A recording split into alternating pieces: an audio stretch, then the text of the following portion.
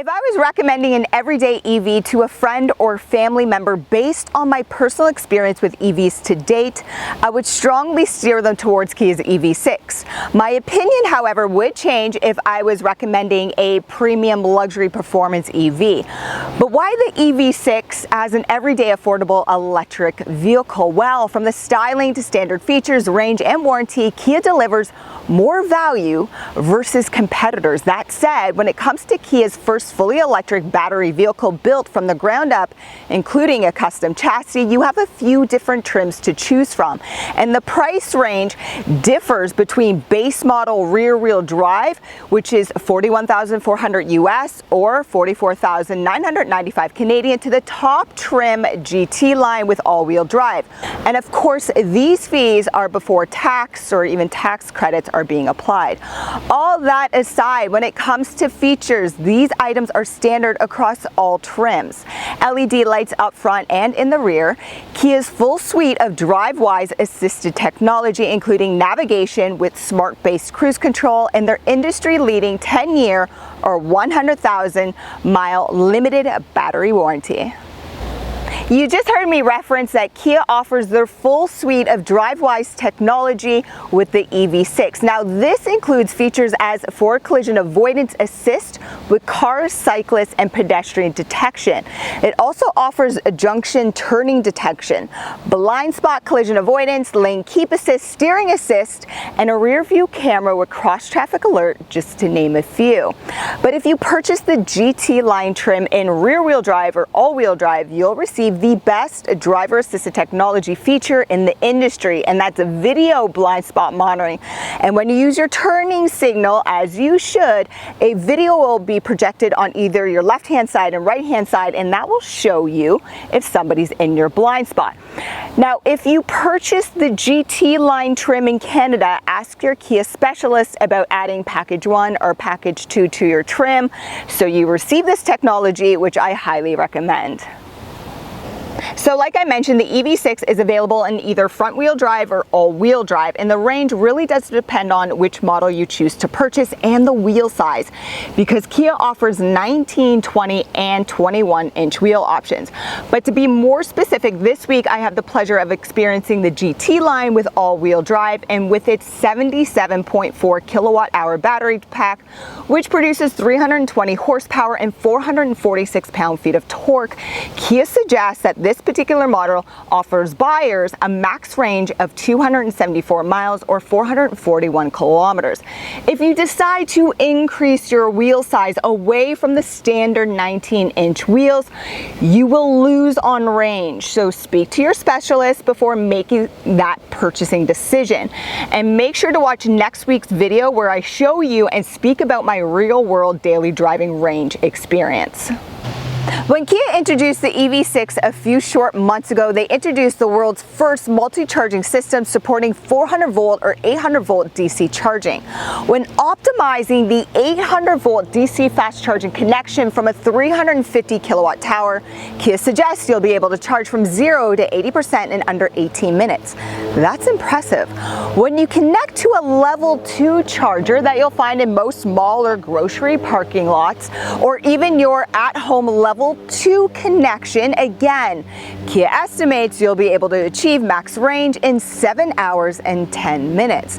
But when you use your level 1 traditional 3-prong 120-volt plug-in at-home socket, Kia says you can expect charging times from 0 to 100% in 68 hours. But my real-world charge time was just over 70 hours. And finally, this piece of information is very helpful on so many levels. The EV6 has an onboard charger, so in the unfortunate event there's a power outage, you'll be able to plug in home appliance into your vehicle so you can keep food nice and safe. When you watch my real-world driving range experience test, then you'll hear and see how driving modes really do affect your overall range. But what I like about the EV6 is that Kia conveniently placed their driving mode selector right onto the steering wheel. And in the EV6, you have a few different modes, being Eco, Comfort, and Sport. And what I love is in between each mode, your digital driver cluster changes and becomes more dramatic as you select Sport. Another way to keep your driving range optimized is by using braking regen. And again, super convenient. Kia has placed their braking regeneration right on the steering wheel, so you use the paddles. When you use max braking regen, you'll be able to come to a complete stop without using your brake pedal, and Kia calls this iPedal. And just a reminder, braking regen is essentially when you lift your foot off the accelerator, your battery or batteries will recharge themselves slightly. Let's talk about how you locate charging stations or charging towers using your 12.3 panoramic display, and it's so easy to do. So first, this system is both a touchscreen and a swipe through, and I recommend selecting navigation menu and then places and putting in your preferred destination. And as you're traveling, little plugs will continuously pop up on your screen, and this always keeps you informed of where your charging stations or charging towers are located. You can even simplify that process by selecting EV charging stations. And if you're like me and you prefer like ChargePoint or Electrify America, Electrify Canada, Flow, whatever your preferred network is, you can even update the system to only show those networks, and that's nice. When you don't need your navigation system, well then I recommend selecting EV and leaving it on this display, because as you're traveling, this also will continuously update itself so you know your battery percentage and your kilometer or mile range. This will also update itself while you're using your climate control panel, and I'll speak more about these functions in a second. But first, regardless of trim, these are standard. So you have Wi-Fi hotspotting, Android Auto, Apple CarPlay, even mobile wireless charging. Again, standard across all trims. And then connectivity also really good up here. You have one USB port, two USB-C ports, and a 12-volt port. The EV6 offers a tow rating of 2,300 pounds or a payload capacity of 826 pounds, and this includes what you can store on top and passenger weight inside. Before you go towing anything, speak to your Kia specialist to make sure you're not voiding your warranty. Now, to me, the EV6's biggest competitor isn't Ford, Tesla, or Volvo, but really its own cousin, that being the Hyundai Ioniq 5. They share the same battery and the same architecture, but when it comes to cargo capacity, the Ioniq wins, and this even includes overall cargo capacity within the cabin and the front trunk, which is really small. And to access that front trunk, you have to use the handle inside, located by the driver's leg. I'll provide you down below in the description competitor comparisons so you can look at the cargo capacity sizes side by side. If you require more space, well, these seats fold in a 60-40 split, and you have convenient handles on either side so you can put them down.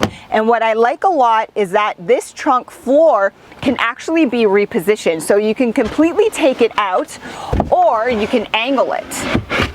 If you're looking for additional storage space and you want to hide items, well, you can underneath your trunk floor. This is also where you'll find your tire mobility.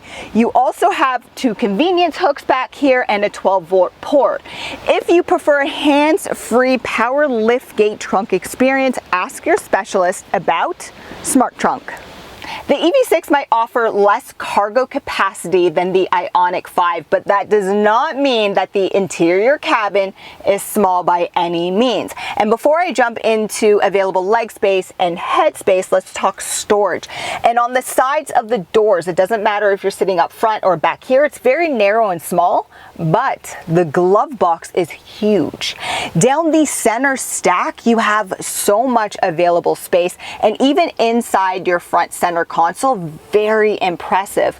Back here, like I said, side doors narrow and small, but you do have pockets behind both front seats, and when nobody is sitting back here, you could take advantage of the two traditional cup and bottle holders.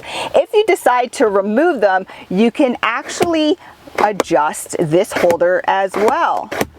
Super convenient. Now let's talk leg space. So if you're familiar with my channel, you know I'm only 5'3", so I fit comfortably everywhere. Head, leg space, doesn't matter. But my producer, who is 5'11", and this front seat is currently set up for him, he fits super well, just fine. I also like the fact that these seats recline by a lot. Now unfortunately, you don't have your own climate control panel back here, but you do have your own vents located on the side, and connectivity also really convenient with how they're placed. You have your connectivity on either side of the seat. Your EV6 is equipped with a remote starter, which you'll find located on your key fob. And to activate this feature, first you have to lock the doors and then hold the hold button, and this will allow you to preheat or cool your cabin in advance. Also speak to your Kia specialist about the Kia Connect app, which provides you with the remote starter feature as well as even more convenience. Now these seats throughout are covered in vegan leather, so that's nice. But remember, I have the GT line all-wheel drive trim without package 1 or package 2. In the US, this is called the wind package or wind trim. So what that means is this front seat is only manual operated. My seat is power operated. They both have heating, but you have the option of ventilation. To turn on the heating for your seats or the ventilation or even the heating for your steering wheel, those buttons will be located or are located up here. I like the simplicity of the wheel design.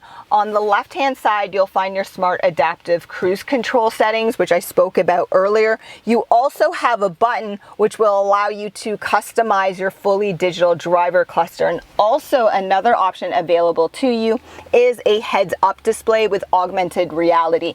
It looks really good throughout with all the graphics. On the right-hand side, this is where you'll find your voice commands, your Bluetooth, your audio buttons. Also, you are provided with a trial of Sirius XM, which is really nice to have. I spoke about this infotainment system. Like I said, it's really easy to use. I recommend going through the settings icon with your specialist and choose vehicle. You'll be able to customize a lot of those driver assisted features in there. So if you don't like lane keep assist or steering assist, I mean, it's all right there, or you have a shortcut located on your steering wheel.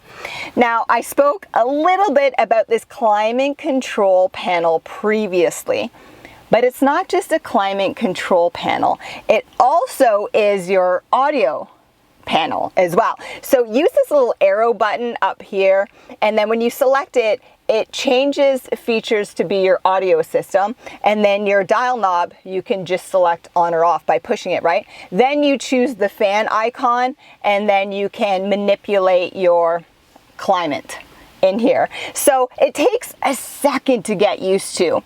I actually like how Kia has done this because it's made everything more simplistic and less decluttered. And if you're familiar with my channel, you know I like less clutter. But like I always do, recommend sitting down with your specialist because all of this is really easy to use. And another shortcut, if you live somewhere where it's cold, on the front screen, you will be able to select a feature where it will optimize your battery to perform better during a cold weather month. So ask about that. Now, how do you start your Kia EV6? Well, pretty cool. It's just a push start and then it will say ready. And then you have to put it into drive, which is a dial knob, and I absolutely love that. That said, now let's hit the road so I can provide you with my final impressions from this past week.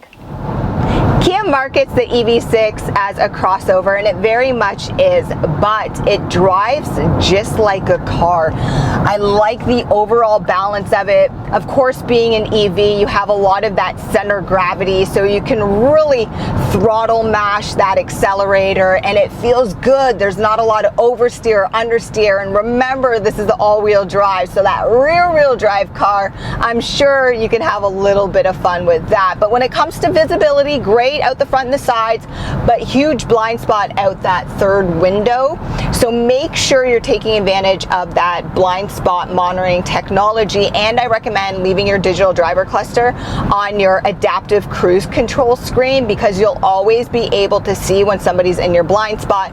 But also I recommend getting that video blind spot monitoring, because this is a feature that should be available in every car on the road. I think I've said that before when I reviewed the Kia Carnival, right? It really is the best technology, but overall comfort, the seats feel really good. Again, I'm 5'3", my producer's 5'11", no complaints at all. I like where the connectivity is nicely placed, and I like the fact that you have 3 different driving modes, and each driving mode is incredibly different. Not just from a graphics standpoint, but when you put it into normal, like it goes. And the steering wheel changes, the accelerator changes, you put it into sport, even more aggressive, right?